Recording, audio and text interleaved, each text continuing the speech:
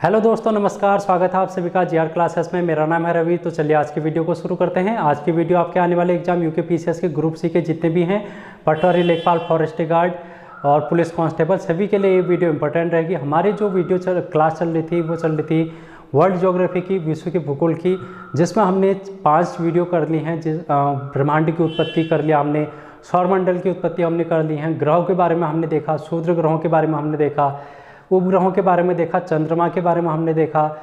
चंद्रमा पर और मंगल पर इसरो के द्वारा जो भी अभियान भेजे गए हैं, जो भी मिशन भेजे गए हैं, उनके बारे में हमने देखा। तो अगर आपने वो सारी वीडियोस नहीं देखी, आप उनको देख लेना प्लेलिस्ट में जाके, तो आपको वो सारी मिल जाएंगी। वहाँ से आपको महत्वपूर्ण क्वेश्चन देखने को मिलेंगे। आज हम बात करेंगे जो कि आपका नेक्स्ट टॉपिक है, पृथ्वी की गतियाँ।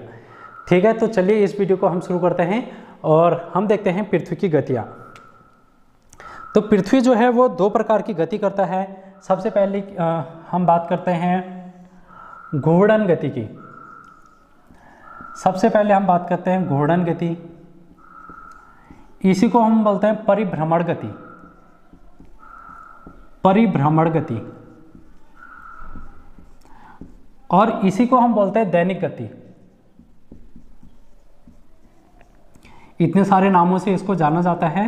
अगर आपसे कोई भी चीज़ एक पूछ ली जाएगी तो आप इन तीनों का मतलब एक ही समझना, घूर्णन गति, परिभ्रमण और दैनिक गति।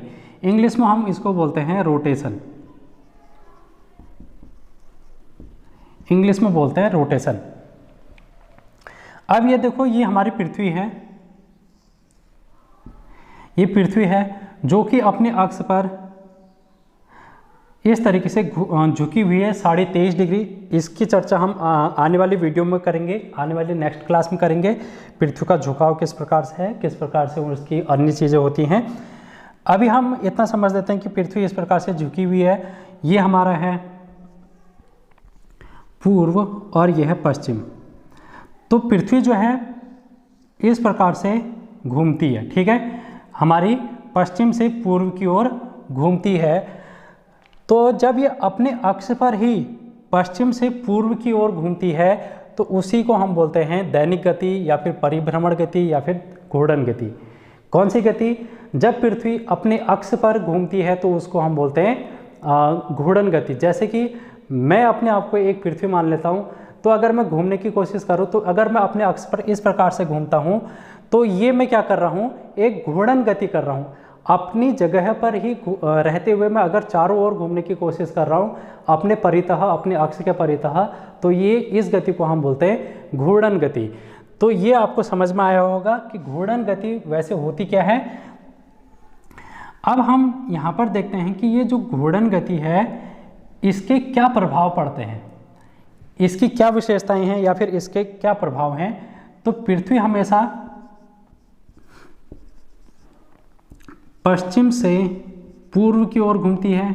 यहाँ से आपको ध्यान में रखना है, पश्चिम से पूर्व की ओर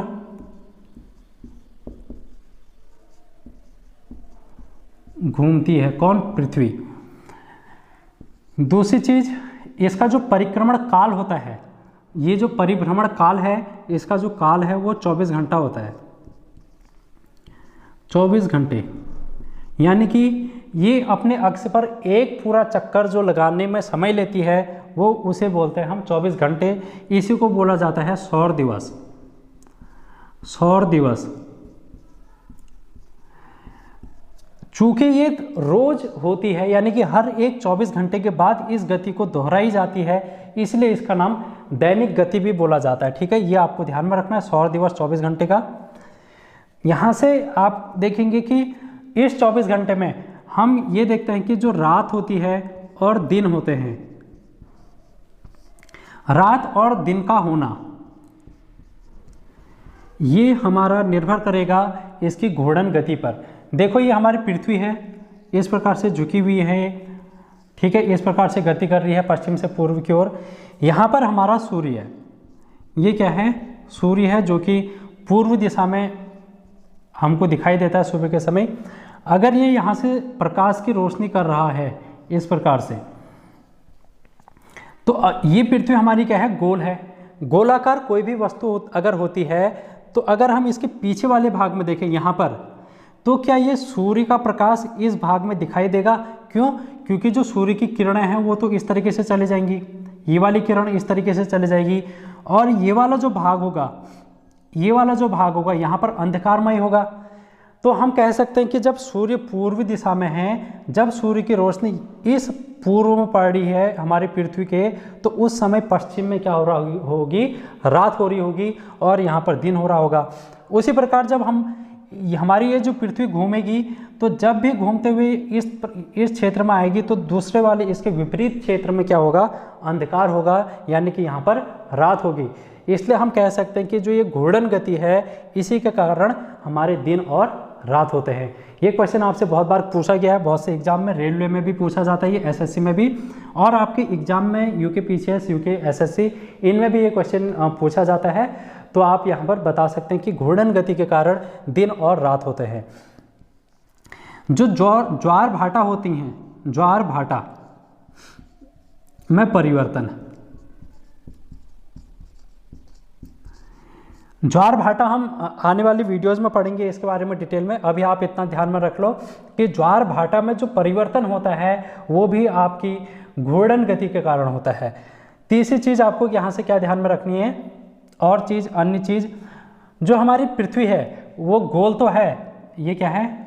गोल है, लेकिन यहाँ पर ये जो उत्तरी ध्रुव है और ये जो दक्षिणी ध्रुव है, यहाँ पर इसका जो आकार है वो चपटाकार है। वो क्या है? चपटाकार। आपने संतरा देखा होगा, संतरे का जो ऊपरी भाग होता है और जो नीचे का भाग होता है वो दोनों क्या होते हैं? चपटे आकार के होते हैं। इसलिए पृथ्वी का ध्रुवों पर चपटाकार होना, ये सभी क्या हैं? घूर्णन गति के कारण हैं। तो आपसे क्वेश्चन इनमें से पूछा जा सकता है, पृथ्वी किस ओर घूमती है? पश्चिम से पूर्व की ओर। हमारा जो सौर दिवस है वो कितने घंटे का होता है? 24 घंटे का। दिन और रात किस कारण होते हैं? पृथ्वी के किस गति के कारण दिन रात होते हैं? तो घूर्णन गति के कारण। ज्वार भाटा की स्थिति में परिवर्तन किस गति के कारण होता है? तो हम बोलेंगे घूर्णन गति के कारण। अगर पृथ्वी के ध्रुवों पर चपटाकार होना ये किस गति के कारण है? तो हम बोलेंगे ये पृथ्वी की जो घूर्णन गति है इसके कारण यहाँ पर ये चीज़ें, घटनाएं घटित होती हैं। अब हम चलेंगे पृथ्वी की जो दूसरी गति है जिसको हम बोलते हैं परिक्रमण गति। इसको आपने लिख लिया होगा आई होप, और समझ लिया होगा। अब हम चलते हैं रिवॉल्यूशन पर। किस पर? पृथ्वी का जो रिवॉल्यूशन है वो किस प्रकार से है? परिक्रमण गति, इसको हम रिवॉल्यूशन बोलते हैं इंग्लिश में, ठीक है। ये रिवॉल्यूशन क्या होता है? देखो, ये है सूर्य, ये जो सूर्य है इसके चारों ओर पृथ्वी क्या करती है? ग्रह क्या करते हैं? चक्कर लगाते हैं। हमने इसे प्रीवियस वीडियोस में देखा था कि सौरमंडल में सूर्य के चारों ओर जो ग्रह हैं वो चक्कर लगाते हैं। पृथ्वी भी इस सूर्य के चारों ओर चक्कर लगाती है। किस प्रकार से लगाती है? इस प्रकार से,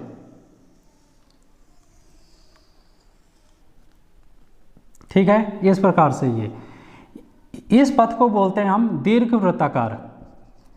दीर्घ वृत्ताकार। आपसे क्वेश्चन पूछ लिया जा सकता है कि पृथ्वी जो है वो सूर्य के चारों ओर किस पथ पर चक्कर लगाती है? तो आप बोलेंगे दीर्घ वृत्ताकार मार्ग पर पृथ्वी जो है चक्कर लगाती है। यहाँ पर अगर पृथ्वी है, ये पृथ्वी है, ठीक है, ये इस प्रकार से गति कर रही होगी, ठीक। तो इस गति को बोलते हैं परिक्रमण गति। जब पृथ्वी सूर्य के चारों ओर गति करती है, परिक्रमा करती है, तो उसको हम बोलते हैं परिक्रमण गति या फिर रिवॉल्यूशन। ये आपको यहाँ पर से ध्यान में रखना है। यहाँ से कुछ और चीज़ें हैं जो कि आपको ध्यान में रखनी है। अब देखो, ये इसका मार्ग जो है वो गोलाकार तो नहीं है, कहीं पर ज़्यादा है, कहीं पर कम है। यहाँ पर आप देख रहे होंगे ज़्यादा दूरी है, पृथ्वी और सूर्य के बीच में यहाँ पर ज़्यादा दूरी है। यहाँ पर आप देख रहे होंगे, तो इस जब अधिकतम दूरी पर होता है, अधिकतम दूरी, जब पृथ्वी सूर्य से अधिकतम दूरी पर होती है उसको बोलते हैं अपसौर। उसको बोलते हैं अपसौर। इंग्लिश में अपहेलियन इसको बोला जाता है, अपहेलियन इसको बोला जाता है अपसौर, जो कि आपका 3 जुलाई के दिन जब होती है 3 जुलाई, उस दिन पृथ्वी जो होती है सूर्य से अधिकतम दूरी पर होती है, जिसको अपसौर कहा जाता है। ये 3 से, वैसे तो ये 2 से 5 जुलाई के बीच में देखी जाती है ये वाली घटना, लेकिन अगर आपसे एक डेट अगर पूछ लिया जाएगा तो ये 3 जुलाई आप इसका राइट आंसर देंगे। इसी प्रकार पृथ्वी जब इस सूर्य के न्यूनतम दूरी पर होगी, पृथ्वी जब, ये पृथ्वी है, पृथ्वी जब न्यूनतम दूरी पर होगी, न्यूनतम दूरी पर, तो इसको बोला जाता है उपसौर, इसको बोला जाता है उपसौर। उपसौर यानी कि प्रीहेलियन, प्रीहेलियन। और ये जो घटना होती है वो होती है 3 जनवरी को। वैसे तो ये 2 से 5 जनवरी में कभी भी हो सकती है, लेकिन अगर आपसे एक डेट पूछ लिया जाएगा तो आप बोलेंगे 3 जनवरी को। तो इतनी चीज़ है जो कि आपको यहाँ से ध्यान में रखनी है। अब ये जो उपसौर है और ये अपसौर है, इनको जो मिलाने वाली रेखा है जो कि सूर्य के मध्य से होकर गुजरती है, इस रेखा को काल्पनिक रेखा कहा जाता है, जिसका नाम है एपसाइड रेखा, एपसाइड रेखा। तो आपसे क्वेश्चन पूछा जा सकता है, उपसौर और अपसौर को मिलाने वाली जो काल्पनिक रेखा है उसको किस नाम से जाना जाता है? तो आप बोलेंगे एपसाइड रेखा के इसके नाम से जाना जाता है। तो इतनी चीज़ है जो कि आपको यहाँ पर से ध्यान में रखना है। अब ये जो पृथ्वी है, अब ये पृथ्वी जो है एक चक्कर पूरा लगाने में इस सूर्य के चारों ओर एक चक्कर, यानी कि अगर ये यहाँ से चलती है दोबारा ये यहीं पर कब पहुँचेगी, तो इसको हम बोलते हैं इसका परिक्रमण काल, इसका परिक्रमण काल बोलते हैं इसको, परिक्रमण काल, जो कि आपका होता है 365 दिन 6 घंटा। कितना? 365 दिन 6 घंटे का यहाँ पर आपका पृथ्वी का जो है परिक्रमण काल होता है सूर्य के सापेक्ष। वैसे हम जो एक वार्षिक, इसको वार्षिक गति के नाम से भी जाना जाता है, इसको हम वार्षिक गति के नाम से भी जानते हैं, वार्षिक गति। अब वार्षिक गति के नाम से क्यों जाना जाता है आप समझ गए होंगे, क्योंकि ये सूर्य के चारों ओर चक्कर लगाने में कुल 1 वर्ष का समय ले रही है, इसलिए इसको वार्षिक गति कहते हैं। 365 दिन 6 घंटे। वैसे हम पूरा 1 साल 365 दिन का मनाते हैं, लेकिन ये बिल्कुल गलत है। ये वाला तथ्य कि 365 दिन, इसमें से 6 घंटा और अगर हम ऐड करेंगे, यानी कि 365 दिन 6 घंटा, तब जाके एक वार्षिक गति होती है पृथ्वी की, जो कि सूर्य के चारों ओर होती है। अगर आप देखेंगे इस प्रकार से, अगर 2022 की बात करें तो अगर 365 दिन 6 घंटा पृथ्वी घूमती है 2022 में, ये 2022 में है, फिर 2023 में ये कितना घूमेगी? 365 दिन 6 घंटा। फिर 2024 में कितना घूमेगी? 365 दिन 6 घंटा। और 2025 में भी 365 दिन 6 घंटा। यानी कि आप देख रहे हैं 365 दिन 365 दिन 365 दिन 365। अब आप यहाँ पर देखेंगे कि 6 घंटा तो 2022 में बढ़ गया, एक दिन का 6 घंटा बढ़ गया, यहाँ पर 6 घंटा और बढ़ गया, यहाँ पर 6 घंटा और, यहाँ पर 6 घंटा और। यानी कि आप देख रहे हैं 1 साल 2 साल 3 साल 4 साल, 4 साल बाद, कुल 4 साल बाद आपको कितने घंटे का अधिकतम दिन दिखाई दिए? 6 घंटा, 6 दूना 12, 6 तिया 18, 6 चौको 24, 24 घंटा जो है वो अतिरिक्त एक दिन बढ़ गया है 4 साल के बाद। यानी कि पृथ्वी 4 साल तक अगर एक पृथ्वी का सूर्य की ओर चारों ओर चक्कर लगाती है तो 4 साल में वो एक दिन अधिक लेती है, जिसको हम बोलते हैं लीप वर्ष। आप यहाँ पर देखते हैं कि कोई वर्ष ऐसा होता है जहाँ पर जो फरवरी का महीना होता है वो 28 ना होते हुए 29 दिन का होता है, उस वर्ष को बोलते हैं लीप वर्ष। और जो लीप वर्ष है उसका क्या कारण है, पृथ्वी का जो ये परिक्रमण काल है वही इसका कारण है, क्योंकि पृथ्वी जो गति करती है वो 365 दिन 6 घंटे में करती है। लेकिन अगर ये 4 साल तक इसी प्रकार से गति करती रहे तो 4 साल बाद एक दिन एक्स्ट्रा और हो जाता है पृथ्वी को गति करते करते, तो वो हो जाएगा 366 दिन। 4 साल में 366 दिन अगर पृथ्वी गति करती है तो उसी को एक दिन जो बढ़ जाता है वो हमारा 29 फरवरी के दिन आ जाता है। तो आपको ये चीज़ समझ में आई होगी, यहाँ से आप इसको नोट डाउन कर सकते हैं। और फिर हम यहाँ पर आज की क्लास को यहीं पर विराम देते हैं। अगली वीडियो में फिर से मिलेंगे कुछ और इम्पोर्टेंट टॉपिक लेके। हम देखेंगे कि दिन और रात, अब हमारे यहाँ पर जाड़ों के दिन आने लग गए हैं, तो जाड़ों में दिन की जो समय है वो कम हो जाता है, रात बढ़ जाती है। गर्मियों में दिन का समय बढ़ जाता है और रात का समय कम हो जाता है। ये क्यों होता है, किस प्रकार से ऋतु परिवर्तन होते हैं। आज तक गर्मी चल रही थी, गर्मी के बाद फिर बरसात का मौसम आया, फिर जाड़ों का मौसम।